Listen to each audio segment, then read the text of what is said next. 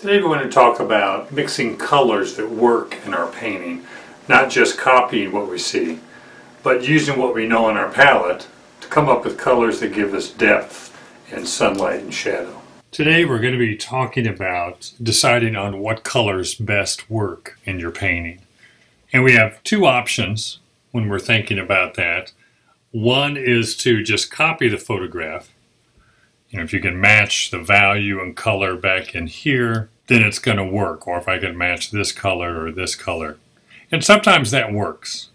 Sometimes you can match the photograph exactly. If the photograph happens to have good value, good color, good temperature, good depth, then you can do that. The other way is using the colors on our palette, knowing what they can mix. In other words, having a good idea of what you can mix from your palette, which just comes from practice, repetition.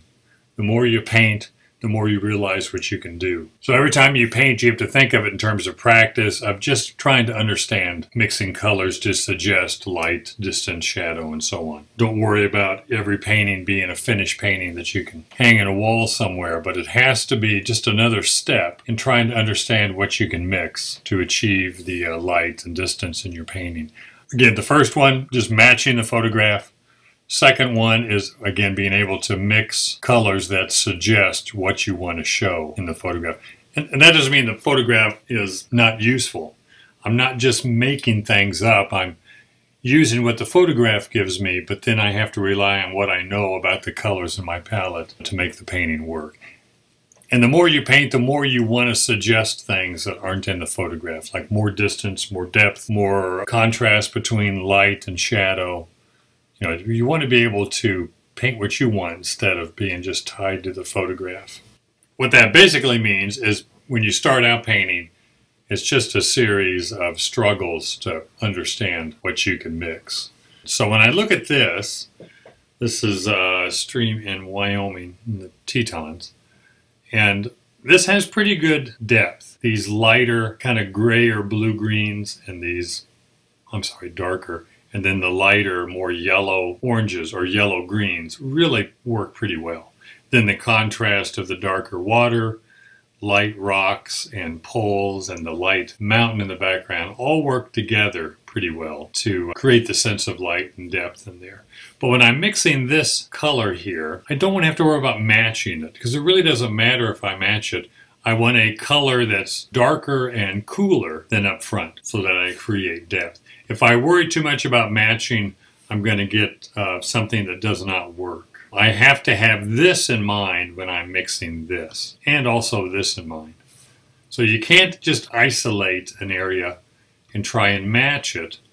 It just won't work. You have to be thinking about the colors around it. In this case, mixing this color, I got to think about how much lighter and warmer this is. So I need to go a little bit darker and cooler here. Now the photograph's more muted on top of it, which is just adding the complement. So if I have a blue-green in here, I want to add a red-orange to mute it slightly. Adding the complement is always something you want to add slowly and carefully.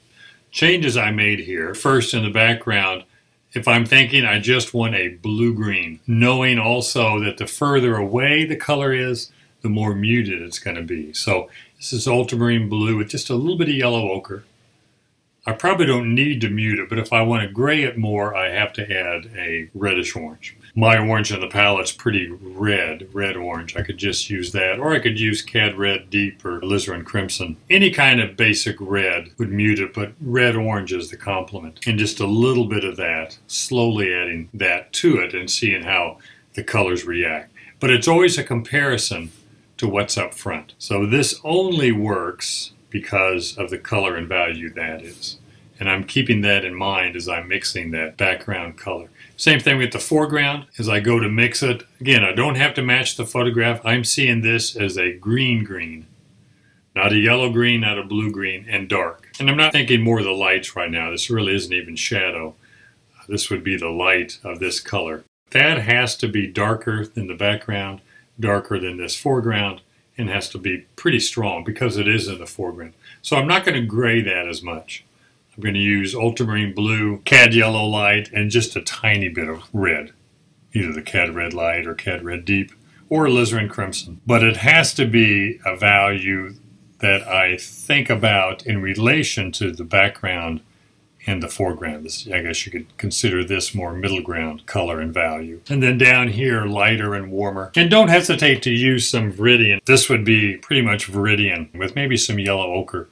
If I use yellow ochre and Viridian, or yellow ochre and ultramarine, or yellow ochre and cerulean, I don't have to gray it as much because yellow ochre has a little bit of red in it already. Yellow ochre is already somewhat muted. But if I use Viridian and cad yellow in here, then I have to add the complement because that's going to be too strong. And how much you add really depends on what you're doing in your painting. So you have to compare it to what's around it. But this being a little more Viridian and yellow, right here, this probably being a little more yellow with either ultramarine blue or some cerulean. And then yellow ochre and orange with a little bit of one of these greens mixed into it. So trying to keep my mixtures simple so that I can reproduce them fairly easy. Usually 3 colors are all I want in a mixture. And that's, 2 colors to come up with what I want color-wise and value-wise. And the third one is what's going to modify it or mute it slightly. Any more than that, you're in danger of getting mud. So try and keep it to 3. That doesn't mean you can't have 4 or 5 mixtures or colors in a mixture. But chances are you're going to be getting muddy. Think through that as you're deciding on colors. Usually if I'm into 4 or 5 colors, I'm just guessing. I'm just tossing in things to see what happens. The more you add to a mixture, the grayer or the more muddy it's going to get. Now this one, simple composition, I would probably emphasize a bit more the slanted hill here. Maybe take that tree out, pull some of these rocks over so they're not just on the left side. Some of those logs in there. But I like the stand of aspens there. I like the shape of them. I like that kind of the silhouette of the trees against the sky and the basic shape. If I flattened everything in just a simple dark and light, this would be a real nice shape in there. And that's what I want to emphasize. So if I'm starting here with these trees, the trees are kind of all over the place as far as value. It's hard to see a strong shadow pattern. I can see it in here behind the trunks, but it gets lost. And these greens don't really make much of a color statement. So if I find one overall green that best represents the light and one overall dark, then I can go in and break it up and make it more complicated. But don't get complicated quickly. So looking at this photograph, I want to pick, if I stay with just green, this was August, in the Bighorn Mountains, then I want one green that best represents it and one green that best represents the dark. So a blue-green for the shadow and a yellow-green for the light. Then I come in adding some oranges in here. Down here I add more red and orange to that same color green to get that variety of green in the shrubbery. And then the foreground. I know I want a different color in the grass than the trees, so just going more yellow-orange is going to work. Now I might have some yellow-green in there, but the yellow-orange is going to dominate. And I can break this up now and make it more complicated, but go for that big, strong, simple contrast right off the bat. And you might find you don't have to go past that. You don't have to break it up with a bunch of detail or even color. Sometimes the simplicity works a lot better. But I'm finding 2 colors here, the light and the dark in the trees, that give that sense of light that I see. And I'm rearranging the shapes, simplifying them a little bit more than the photograph. In the photograph, a little too busy in the trees. There's no solidity, but here I've created more solid dark and light shapes. And I found a shadow pattern, or created a shadow pattern in there based upon what I see in the photograph, but I'm taking a lot of liberties there, some, to create a more interesting shape and contrast. Now this one also, a lot of depth, but the photograph I don't think has any variation in it. These greens back in here are just the same as up in here. Some of these get more yellow and come forward. Some of this gets a bit bluer, but there's not a big jump between here and here. There's some, but not enough. I want to create more distance. So I really want to push more idea of bluer, I want more depth in here. I like the foreground greens.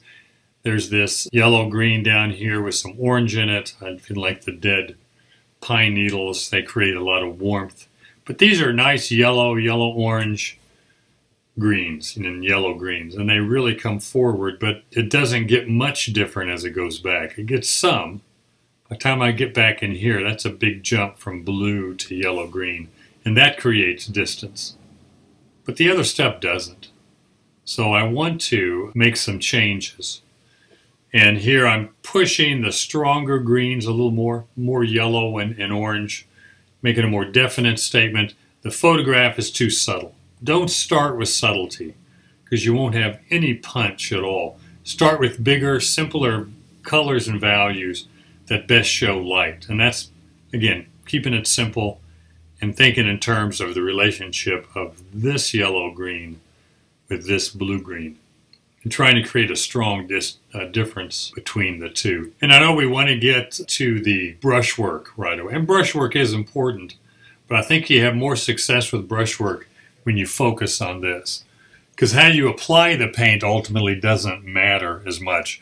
You can look at 25 different artists that are really good, and their brushwork's going to be different. Each one of them is going to apply the paint a little bit differently. That kind of develops the more you paint. If the value and temperature is right, the more you paint, the more you develop that feel of how to apply the paint.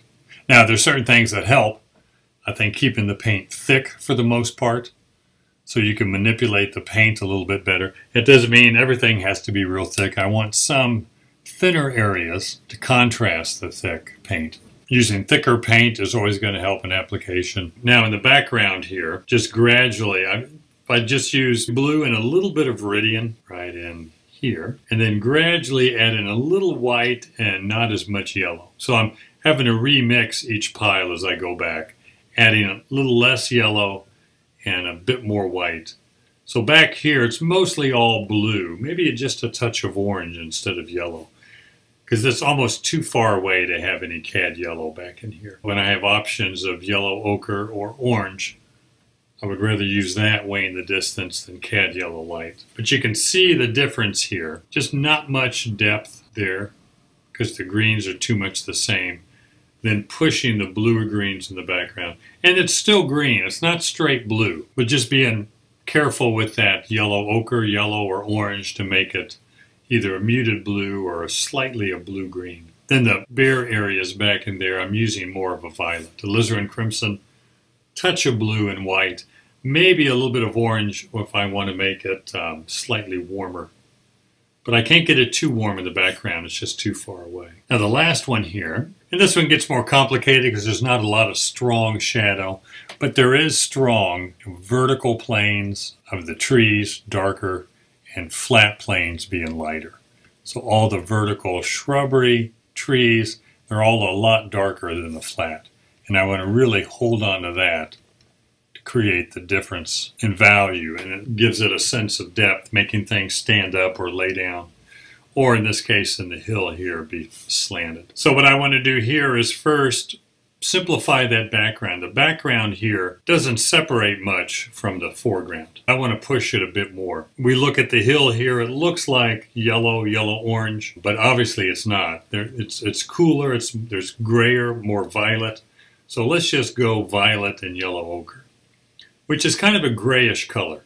And then making the trees or shrubbery in the background here a lot bluer, so that really fades away. And the background hills stay back in the distance. Now I can still come back with a little bit of grayed yellow ochre. So I can still come back, when it's wet and lay some lighter strokes into it that kind of follow the flow of the hillside there. I could scrub some yellow ochre in there and follow the direction of the hill. So the violet, dioxazine purple, yellow ochre with a little bit of yellow ochre with a tiny bit of dioxazine purple in it. Then the trees here, if I simplify them just as a vertical, and they are kind of a yellow, yellow-orange, yellow-green, and green. So a combination of all that. So maybe orange and yellow and a little bit of blue and Viridian. It gets kind of a muted green that has some orange and red in it. And then the lights, of course, can have more orange, more yellow-green, and then the foreground.